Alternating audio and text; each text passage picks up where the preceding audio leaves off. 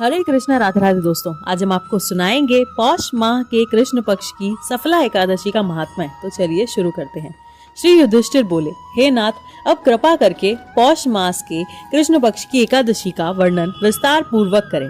श्री कृष्ण ने कहा, हे राजन, आपको धर्मज्ञ जानकर ही मैं सफला एकादशी व्रत की विधि और फल कहता हूँ, जो मुझे अति प्रिय है। इस व्रत के कर्ता से मैं अति प्रसन्न रहता हूँ और उसे मैं मोक्ष प्रदान करता हूँ। इस एकादशी को नारायण का पूजन करना चाहिए। व्रत का विधान उसी प्रकार है जैसा कि पहले बता चुका हूँ।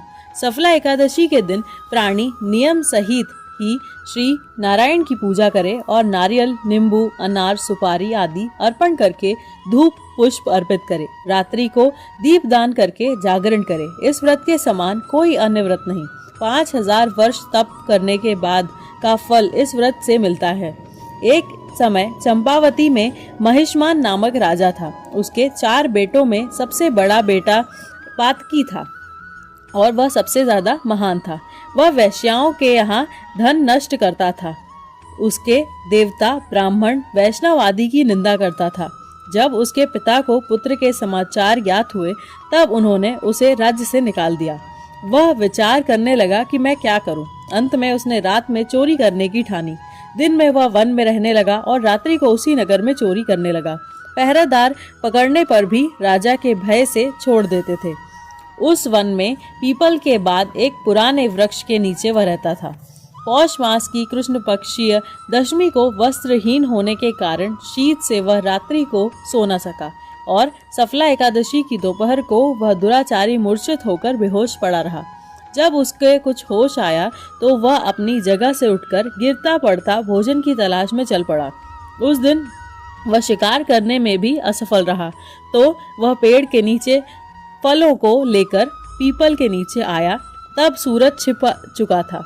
फलों को पीपल की जड़ के पास रखकर वह बोला, हे भगवान, इन फलों से ही आप अपनी तृप्ति कर लें। ऐसा कहकर वह अपनी करनी पर पश्चाताप करने लगा। उसके व्रत और जागरण से भगवान प्रसन्न हुए और उसके सब पाप नष्ट हो गए।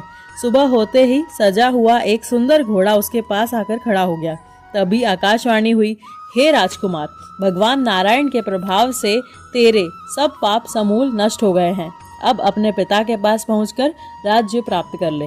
आकाशवाणी सुनकर वह सुंदर वस्त्रों को पहनकर अपने पिता के सामने जा पहुंचा। पिता उसको राज्य सौंपकर स्वयं भजन पूजन करने वन को चले गए। अब वह शास्त्र की नीति के अनुसार राज्य करने लगा। उसकी पत्नी, पुत्र आदि भगवान नारायण के परम भक्त बन गए। भक्ति पूर्वक जो व्यक्ति सफला एकादशी का व्रत धारण करता है, उसको अपने कार्यों में सफलता और मुक्ति प्राप्त होती है। दोस्तों, अगर आपको ये कथा अच्छी लगी हो तो कृपया हमारे चैनल को जरूर सब्सक्राइब कीजिएगा। राधे राधे।